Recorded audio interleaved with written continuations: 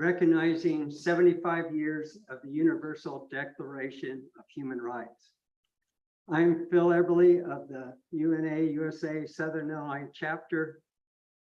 It is my honor to welcome our program on the behalf of our chapter and our co-sponsors, the Carbondale chapter of the American Association of University Women, Rotary Club of Carbondale, SIUC Social Work, and special recognition to the Carbondale Public Library and their assistance in hosting this hybrid meeting. What is UNA? We are an organization of members, organized chapters across the U.S. that educate Americans about the work of the UN and advocate that the United States be an active leader in the UN in support of the mission of the UN. That mission, as outlined in the UN Charter, which went into effect on October 24th, 1945, thus why we're celebrating UN Day today. That charter addressed the themes of peace and security, economic and social development, freedom and justice among nations. 3 years later, on December 10th, 1948, the nations in the United Nations adopted the Universal Declaration of Human Rights that entitles all peoples to the principles set forth in that declaration. And so this is what we're kind of commemorating tonight. Tonight we have 3 presenters addressing our theme from different perspectives, and we'll have each of them present their presentation and hold all questions to after all 3 are completed. Our first presenter will be Farah Eck, Senior Director of Programs and Policies for United Nations Association, USA. Within this role, she oversees United Nations USA's national programs, chapter support, communication strategy, and member engagement. Farah brings 7+ years of experience as a UNA USA volunteer. She was chapter president of UNA Chicago, and she was on the Great Lakes Regional Council. Farah's background is in fundraising, organizational building, communication, and stakeholder engagement. Prior to her current position as the UN Foundation, Farah oversaw the global membership division of the Lions Club International. Also served as the Alumni and Volunteer Relations Director of the Young African Leadership Initiative Regional Leadership Central East Africa in Nairobi, Kenya. Farah is a global citizen who was born of a Pakistani father, American mother, and has lived and worked in 32 countries. Farah has co-authored a children's cookbook and nutritional guide, Freddie Fork It Over, and is currently penning a children's storybook based on Kenyan folklore. She has a BA from Bradley, so she is familiar with Illinois, and an MA in Communications and Graduate Certificate in Nonprofit Management from the University of Illinois at Springfield, and an MA in International Relations and Conflict Resolution from the American Public University. Farah, we welcome you for joining us tonight. Thank you so much. I'm so happy to at least be virtually with you in Illinois. Shall I proceed, Phil, with my remarks? Continue, yes. Okay, great. I didn't know if, well, I wanted to just say a informal howdy. I again wish I could be with you in Carbondale here today because it is UN Day. In the DC area, we had an amazing luncheon. So actually at Union Station in Washington, DC. So it was a really important day, as I don't need to tell all of you. And so I'm glad to be making time and thanking you all for making the time to come and celebrate. So, and especially to Phil and the rest of the Southern Illinois chapter of UNA USA, thank you for inviting me to speak as we continue the celebrations for the 78th anniversary of the UN, or as I like to have said when I was president of UNA Chicago, happy birthday, UN, and we would have candles and birthday cake as well. But before I dive into the heart of my remarks, I wanted to just share why my participation in your event today is very personally gratifying. And Phil had mentioned in the introduction of me, but just to add on to that, I do have very strong ties to Illinois, as my mom and my husband are both from Springfield, Illinois.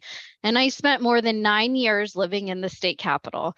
I also have a connection with Chicago, not only with UNA Chicago, but I know some of you may consider Chicago a whole different state in and of itself, but I do have a connection to Chicago. And that's because I helped to revamp UNA Chicago in 2013, and I remained in leadership there until I actually became a staff person here at the UN Foundation for UNA USA, and that was in March 2020. So thank you again for allowing me to strengthen my bond to Illinois and to be a part of a very special celebration. As Phil mentioned, at UNA USA, we're encouraging all of our chapters to dock into this theme of equality, freedom, and justice for all in recognition of the 75th anniversary of the Universal Declaration of Human Rights, or because that's a mouthful, we're going to call it UDHR from now on for short. For those of you who are unfamiliar with the UDHR, it is, of course, an international document. And it was drafted by representatives with vastly different legal and cultural backgrounds from all regions of the world. And I'd love to share a really fun fact because we have a connection to her.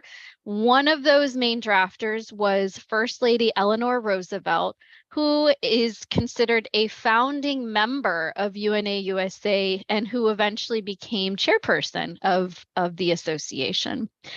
So keep that if we have a pop quiz later. The UDHR was adopted by the United Nations General Assembly in Paris on December 10th, 1948, and it enshrines the rights and freedoms of all human beings, and all is, of course, in all caps. It is made up of 30 articles and has been translated into over 500 languages.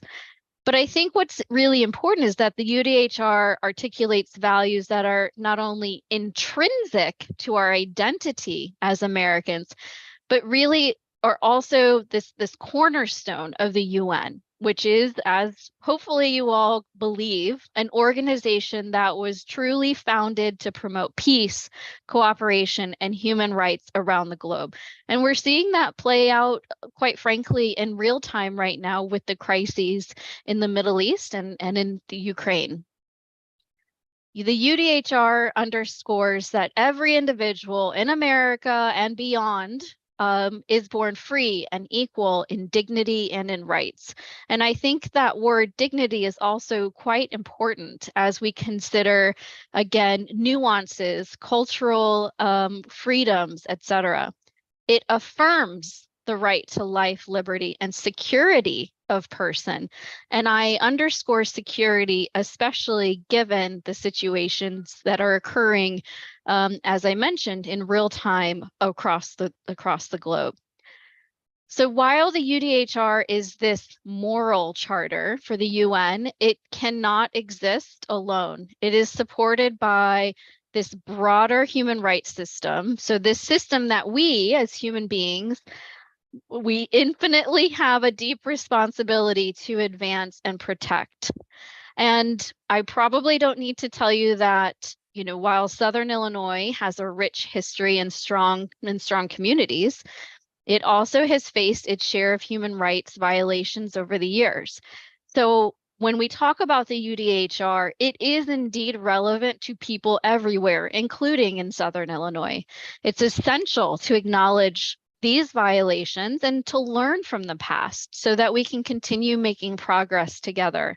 And so when I was preparing my remarks, some of the notable instances in reference to human rights violations, attributed in Southern Illinois are the labor rights in the coal mining industry from the early 20th century. So, miners often face dangerous work environments, low wages, little job security. The struggle for workers' rights is a big part of the region's history. Also, civil rights struggles. And of course, Southern Illinois is not alone in that it experienced racial discrimination and segregation during the Jim Crow era. So, of course, this is where we see instances of challenges to an injustice. And then a third area is Native American displacement. So, when researching, the history of Southern Illinois includes forest removal, obviously not only in Southern Illinois, but of Native American communities. And then the last is looking at environmental concerns. So environmental concerns, of course, are not only pinpointed in Southern Illinois, but environmental rights are becoming such an incredibly important part of the entire human rights landscape that it should not be forgotten. Of course, Southern Illinois has seen its share of environmental challenges, as I mentioned, the coal mining, et cetera, but also just the overall degradation of environment that can have direct implications for residents, your health and quality of life. And so I bring up some of these examples because, again, I want to reiterate that a sentiment that we feel as UNA USA headquarters staff is that the UN isn't this massive entity that is untenable and you will never feel a connection to this organization. The UN is right there in Southern Illinois. The SDGs are right there in Southern Illinois. So it's important as we celebrate the UDHR that we also recognize that while progress has been made, there is, of course, always still work to do. For us, as we stand here, we celebrate these milestones. We celebrate the 78th anniversary of the UN. We celebrate the 75th anniversary of the UDHR. Our work is far from over, and I'm so glad that everyone came and is participating in this event because October 24th is a special day. It's where we can come together and show that human rights violations are something that we will not stand for. So, of course, it goes without saying that the conflicts in Ukraine and the Middle East all have implications rooted in these egregious violations of human rights. So for all of these reasons, it's important to come back to promote the UDHR's founding principles through our everyday lives, which are grounded in, day-to-day interactions in Southern Illinois, here in DC, wherever it may be. And to bring it to, again, Miss Eleanor Roosevelt, she once said, where, after all, do universal human rights begin? In small places, close to home, so close and so small that they cannot be seen on any maps of the world. And that's a beautiful statement, but to really bring it to life, to say, what does that mean? It means carrying the torch for fundamental freedoms in classrooms, in places of worship, in community spaces, much like the library that you're in, museums, online through social media, and even here in my backyard in Capitol Hill. It also means, as I mentioned, the UN Sustainable Development Goals, those 17 goals that each member state has pledged to achieve to end poverty, fight inequality, protect the planet, and drive economic growth and prosperity. Those are all to ladder up by 2030 to improve the welfare for people and our planet everywhere. It means calling upon the international community to work together to address the pressing issues of our time. So again, going back to climate change, to global health crises, and of course, to, unfortunately, conflicts that threaten peace and stability. So bringing it again back to the everyday, to the day-to-day interactions, I ask you to consider this. when thinking about the relevance of the UDHR in your own life. Have you ever stood up for someone who was being bullied, whether that's in a school or, a workplace incident of discrimination? So that in and of itself is protected by the very first article of the Declaration, which states that all human beings are born free and equal in dignity and rights. A second example, have you ever participated in a rally or a protest to advocate for an issue that you care about? Article 20 of the UDHR says, everyone has the right to freedom of peaceful assembly and association. Have you ever confronted your employer or made a stink because you learned that you made less than your coworker? That's where you're protected under Article 23 that states everyone without any discrimination has the right to equal pay for equal work. And I hope that the majority of you, if not 100%, can say, have you ever voted in a local or national election? Hopefully, yes. You are protected by Article 21 that says everyone has the right to take part in the government of his country directly or through freely chosen representatives. And then lastly, just for fun, we're coming off of summer vacations. Even in the UDHR, Article 24 reminds us that everyone has the right to rest and leisure. So coming back, circling, into a semblance of seriousness, hopefully these examples demonstrate that the relevance of human rights is within us. The rights that, of course, unfortunately, are not always guaranteed. That's why today we're so honored on UN Day to honor the legacy of the Universal Declaration of Human Rights, but to also ask you all, as UNA USA members or allies, stand together in this noble cause and help us to uplift the principles of the Universal Declaration as a beacon of hope for generations to come. And then, of course, I would be remiss to say, if you want to have other ways to celebrate the UN day in and day out, please join us in this movement. I like to call us a movement and not an organization, because we are a passionate group of 20,000 people across the US who really believe that the UN is our best and most important answer to the solutions across the world. So again, thank you so very much. I will be more than happy to stick around if you have any questions, but I'm so honored to be with you today.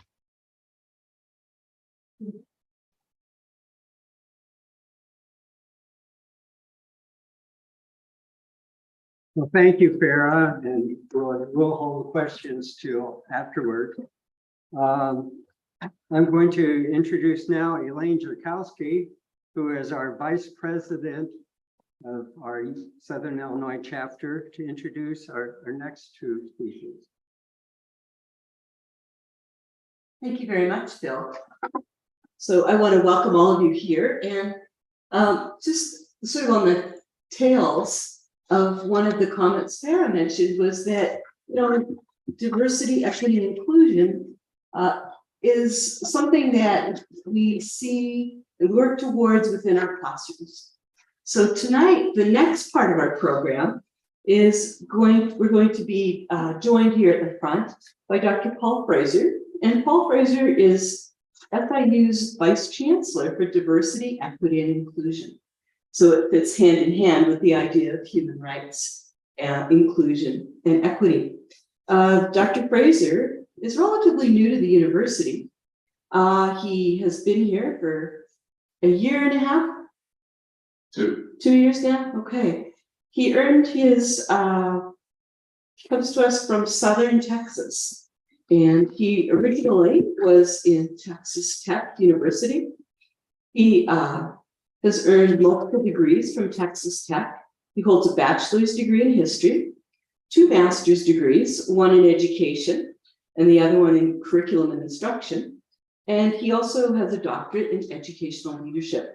So he's going to talk to us today about what we're doing at a local level we're taking what we know from the national, international focus and distilling it down to what we're doing locally within that Office of Equity and Inclusion. So let's welcome Dr. Paul Fraser.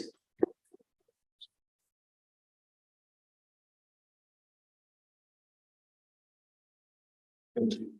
Thank you.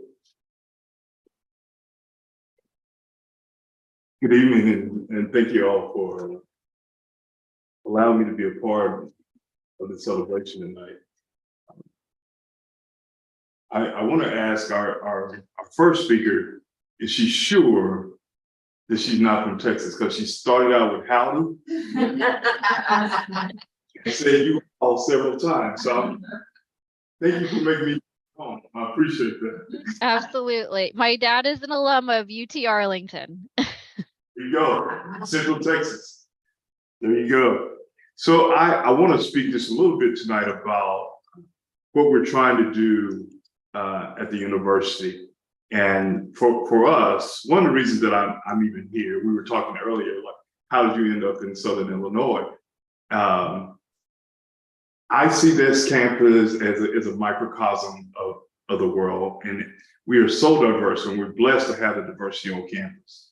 But also, we see the struggles across the country, across the world, and our students feel that. As soon as the war started happening with Ukraine, we had to deal with our Russian students and our students from Ukraine.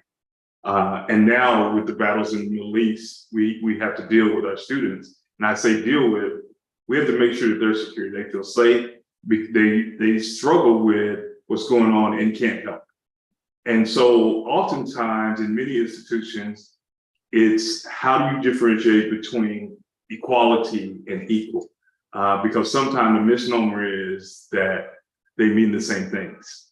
And so our challenge and what we hope to accomplish at SIUC is to eliminate those barriers and provide more access for all of our students. I think one of the things that makes us strongest, and my actual title, I'm gonna back up just a little bit. My title is Anti-Racism, Diversity, Equity, Inclusion. In Southern Illinois, with that title, people already get a little standoffish, right? Because in order for you to be anti-racist, you have to point out and stand up for some practices that aren't equal. And you have to stand up for individuals who don't have access. And you have to stand up and say, that's not who we are now. Historically, that's what made what have happened. And some of those practices weren't equal. And maybe we don't have equal access for gender, and maybe we don't have equal access for individuals who have chosen different sexualities. But that's our challenge, and that's the things we have to work through every day. And so I think just like the UN, we have to differentiate between position and posture. And oftentimes people don't necessarily understand it. Position, philosophically, we can differ, but our posture can never change. What we stand on from a humanity standpoint, what we believe in, and day to day that we stand up for the rights for those that have the least. I think for me, coming to Southern Illinois, I just want to share a story with you before I'm coming here. I get picked up in St. Louis, and I'm driving through, and the driver cuts through Elksville. Right? When you get to Elksville, the sky starts turning gray, dark, right? I'm concerned because I lose phone service, right? And all I see is cornfields. And I'm thinking to myself, I'm not taking this job. Right? This is the end. This is where my demise is going to happen out here amongst these cornfields, right? And so in your mind, you're thinking, because of this one experience, oh, I got myself into a situation. But then when you come and you see the skyscrapers, which is what I thought it was, I didn't realize it was dorms, right? I was like, okay, I'm gonna be okay, right? This is something that I feel familiar with. I'm going to be okay. But it's funny how we have that one instance, and from that point on, our biases kick in, stereotypes kick in. And until you have that lived experience, those things don't change. And so one of the things we have to work on is you'll hear individuals talk about cultural competence, but really it's having an understanding and doing some self-reflection on, I don't understand that culture, but I have to spend some time and have some lived experience with individuals that are like me. And so that's why one of our pillars of our strategic plan is DE&I. And more so because the anti-racism part, and for some, the 38 states that are passing legislation against DE&I, it's the thing that's going to bring us together. So one of the things that we're not going to focus on is not the DE&I part, but the B, the belonging, because that entails that you build relationships, and you build relationships with different cultures. You build relationships with different individuals, different genders, and so our focus is not on how we differ, but how we are the same, right? And how we are the same as Salukis. One of the things I find that if you wear a Saluki shirt anywhere in the world, somebody gonna yell to you, "Go Dogs!" Right? Y'all experienced that? Someone is going to yell that to you. And so if you think about the alumni from this university that cross several borders, that crosses several bodies of water, you understand the importance of what we do every day. You understand that we can differ in our position, but our posture is that we're going to celebrate each other every day. And so as we think about what that means to us, we also have a sustainability piece as part of our strategic plan. And it's not just sustainable resources, but it's sustaining our stance on what we do every day for students, what we do every day for faculty, and then what we ever do for staff and in the community. And so, yes, that is challenging, but I think just like some of the principles for the UN, we just can't give up, and we have to continue to work. So I learned some things tonight. I can appreciate the invitation because I learned some things tonight, things that I want to share and go back. And so if there are opportunities for this institution and my offices to be involved, please let me know so we can do so. Thank you again for having me tonight.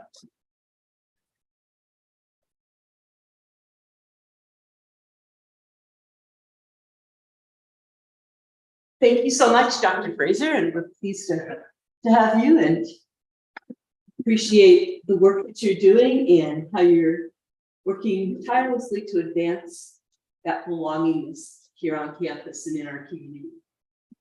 Our next speaker is Dr. Ella Lacey. And Dr. Lacey is a retired faculty member from the School of Medicine here at SIU Carbondale.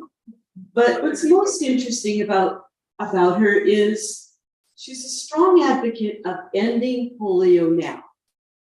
And as you can see by her shirt and her soundbite, but most importantly, she's got hands-on experience working in the trenches. She worked as a surveillance officer for the Peace Corps, serving the World Health Organization for polio eradication. And she's worked in Ghana, Egypt, Sierra Leone, and parts of northern India. And so tonight she's going to talk about ending polio. Today also happens to be World Polio Day. And so hence we have the purple pinky cookies back there, which are actually a fundraiser that the Rotary Club has put together. It's part of our refreshments, but I'm sure Ella will tell you a little bit of detail about that. And then there's also some material up front. So welcome to our podium, Dr. Lacey. And we're pleased to have you.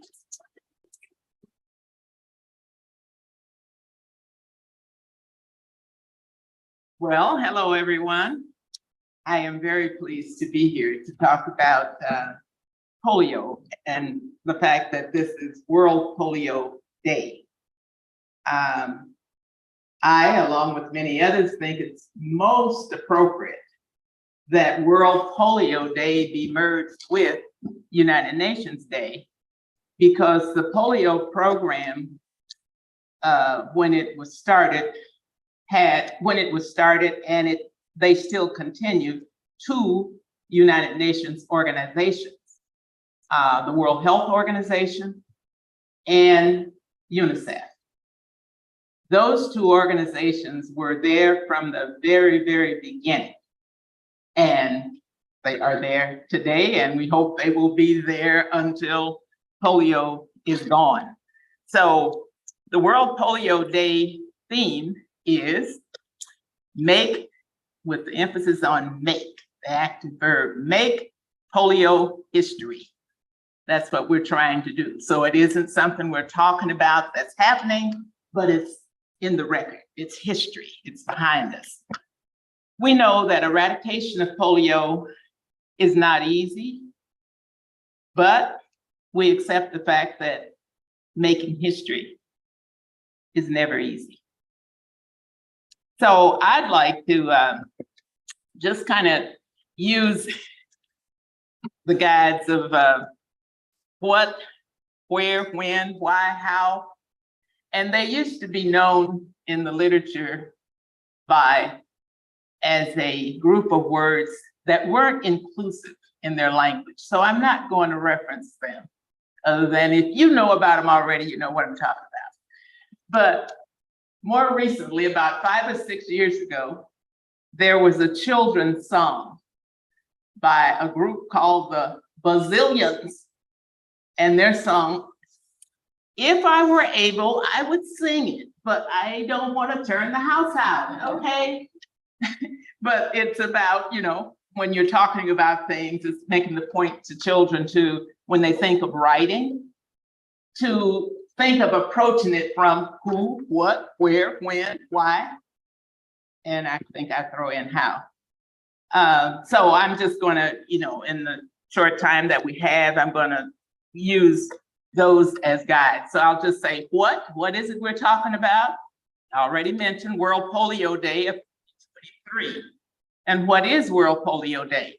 It celebrates the use of a global plan to eliminate poliomyelitis, and as well as a plan that all children can be vaccinated and free from polio under age 5. So another part of the what is probably to say a brief definition, an overview, what is polio? Because at this point, while there are some of us who remember polio in America, there are others you don't know about it. But anyway, poliomyelitis is a highly infectious viral disease that largely affects children under 5 years of age. It can affect anyone, but largely children under 5. The virus is transmitted person to person, spread mainly through the fecal oral route, or less frequently by a common vehicle such as contaminated water or contaminated food. And the virus multiplies when it's the fecal oral route or whatever, it multiplies in the gut. And therefore it's excreted many more times than what was taken in. So that's one of the reasons it's so contagious in so many areas, because wherever it's excreted, then if someone comes in contact with it, and then it's spread easily to many people rather than just to one. But polio actually affects polio, paralysis from polio may only affect about 1 person out of 200 who are infected with it. But all of those 200 people can be spreading it. 1 out of 200 who are infected with the virus and who show paralysis. Then something like 5 to 10% of those who have the paralysis actually are quite likely to die from it. So that's why the concern about polio, the spread of it, death, and the worldwide polio program was initiated in terms of an organization or by Rotary International. That was the most active organization that wanted to get involved with polio, and that's many years ago in the 1970s. So they did some, they call it field studies, did field studies back in 75 through 79 and gathered enough data of indicating that the vaccine could work to do something about polio, that they then approached the World Health Assembly. And so along with the United Nations organizations, the other two organizations, the Centers for Disease Control, joined in with those and were able to put together the plan. That's the planned effort as to how do we eradicate polio.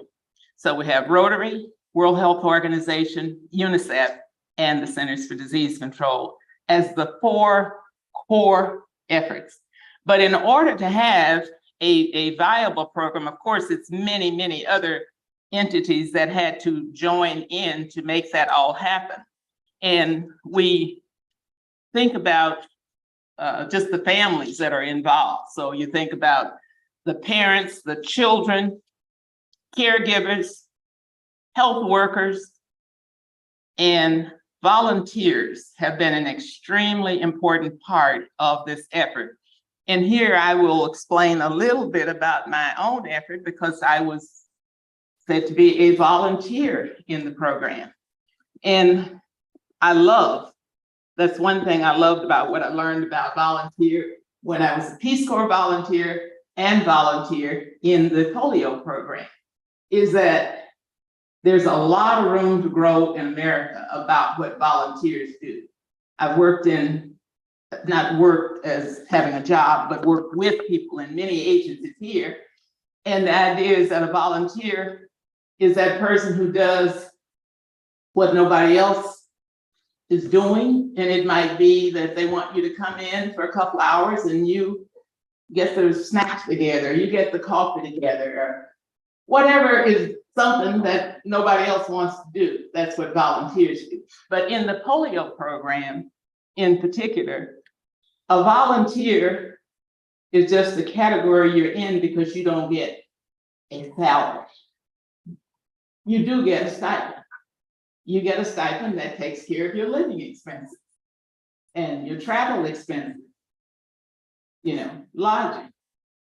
So it's money just for you to live on, but you don't have anything left over that as you might would have, or to pay bills with, or whatever, as you might have in other jobs. But I think for here, there's a lot to be learned about the role of volunteer, because as a volunteer, my job was 12 hours, not 12 hours. My job was from 7 in the morning till 5 in the afternoon, every day, just more than we have as hours here.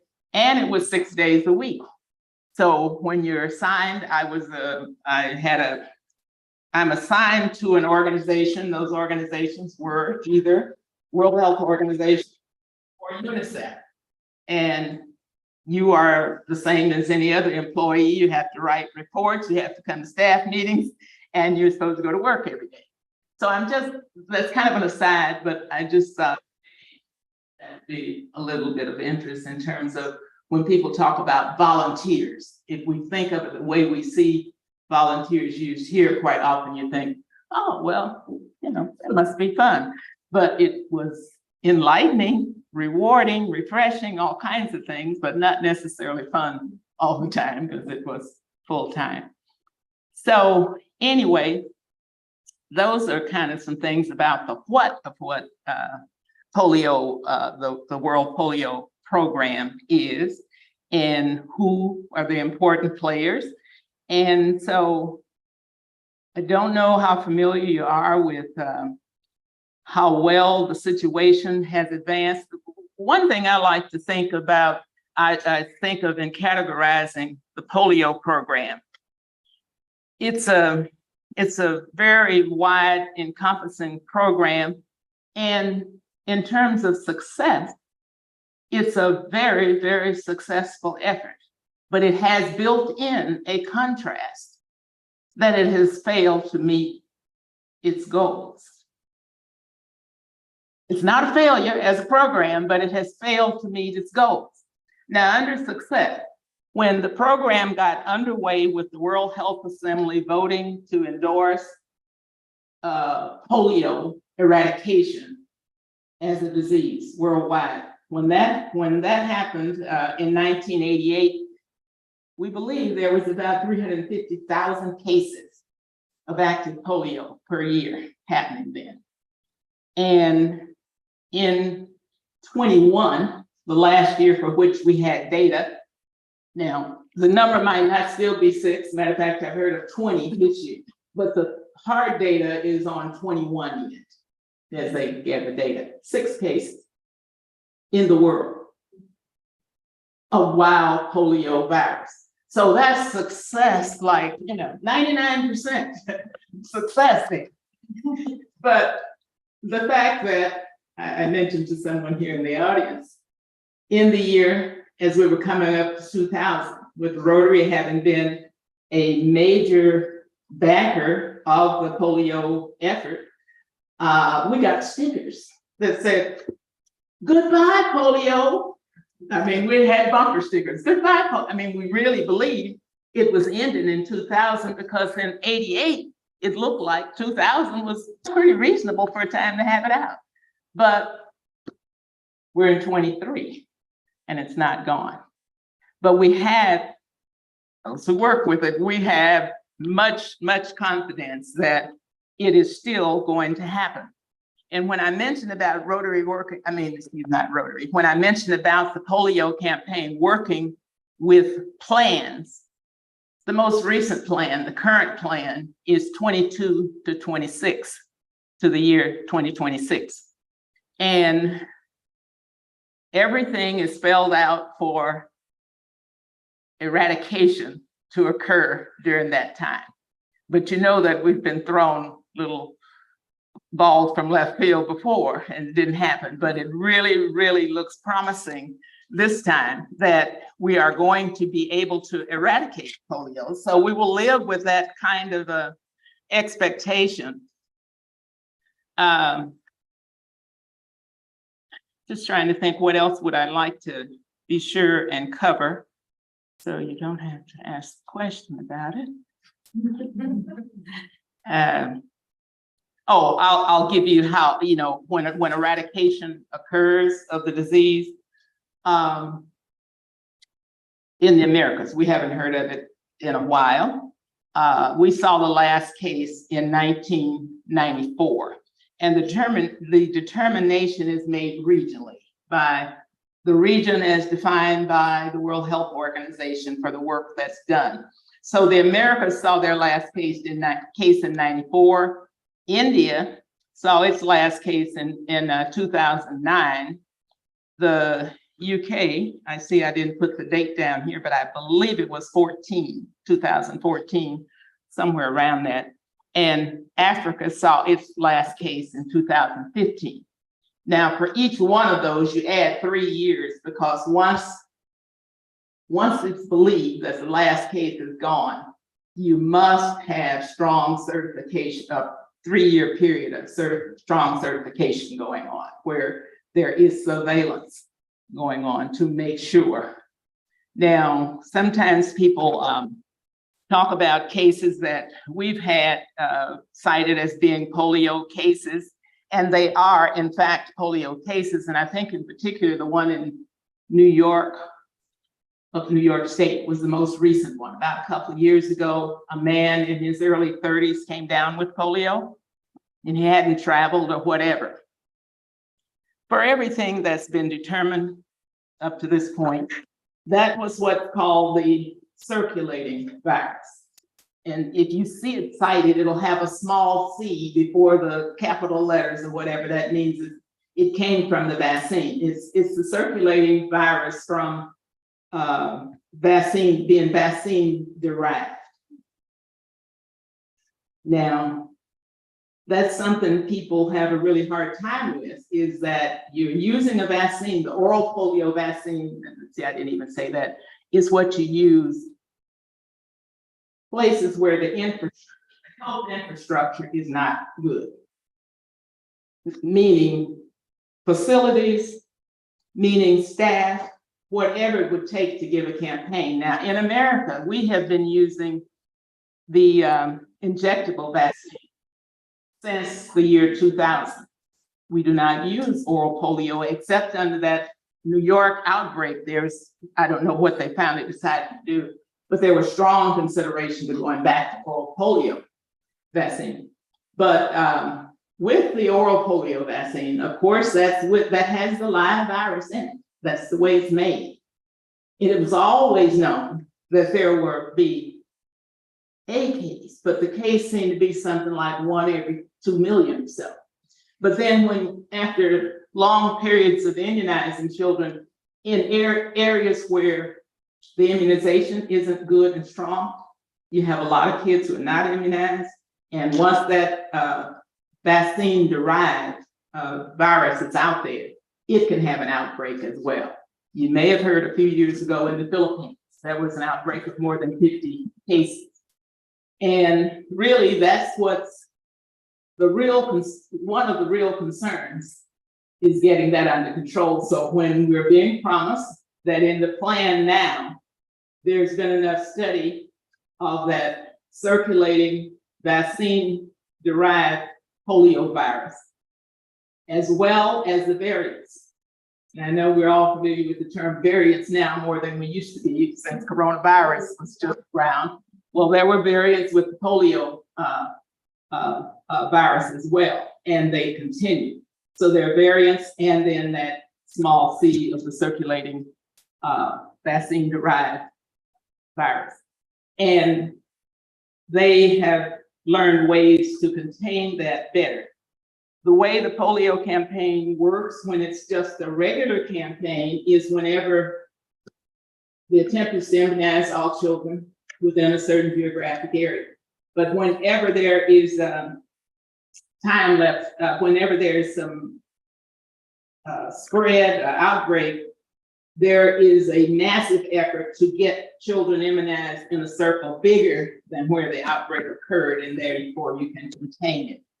And with the circulating, it's hard to do, but the one thing that has come into prominence, which has been done in the campaign a long, long time, but some countries didn't accept it so well, and that is the monitoring of sewage in areas.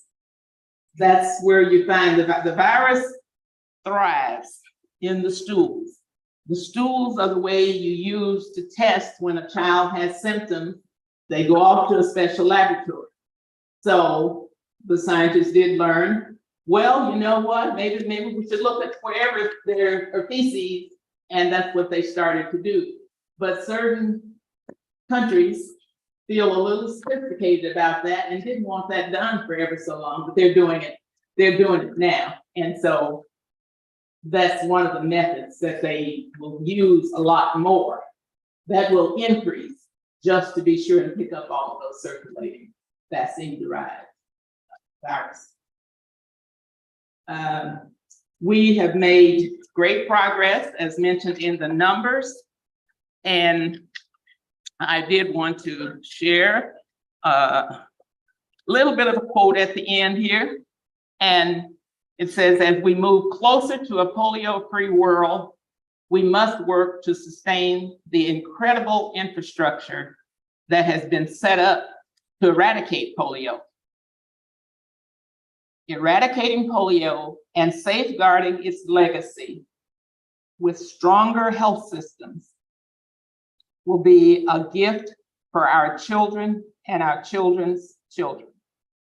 So I think we do want to be engaged in continuing with polio.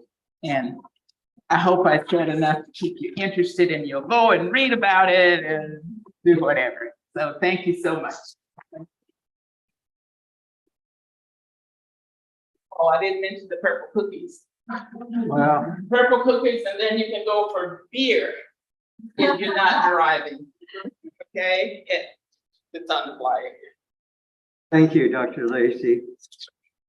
Okay, we have a few minutes for questions. Does anyone have a question for Farah? Is Farah still with us?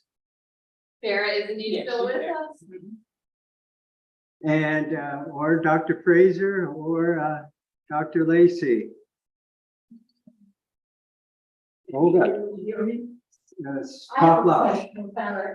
Thank you for your presentation. It was stimulating and instructive. Has there been any effort from the General Assembly to ask the Security Council not to use the veto when it's a human rights issue that comes before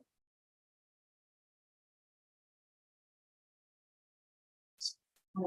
Farah, did you hear the question? Yes, sorry, I was trying unsuccessfully to unmute myself. Is that my good friend Olga? Yes. I can't see you, but I thought it was you. Hi, Olga. So, of course, I don't have an official statement as it relates to how the US will or will not use the veto.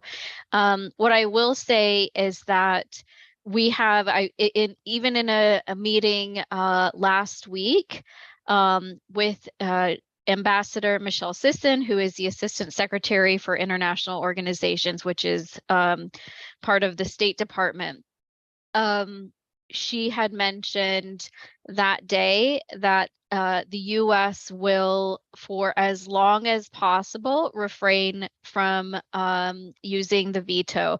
Obviously, there was a veto by the US, and so it was, to my understanding, again, I'm not part of that decision-making body, it was considered extenuating circumstances, given that I believe, and this is off the record, I believe because Hamas was not explicitly described in that particular bill or resolution that was proposed by Brazil. That's the latest that I'm aware of.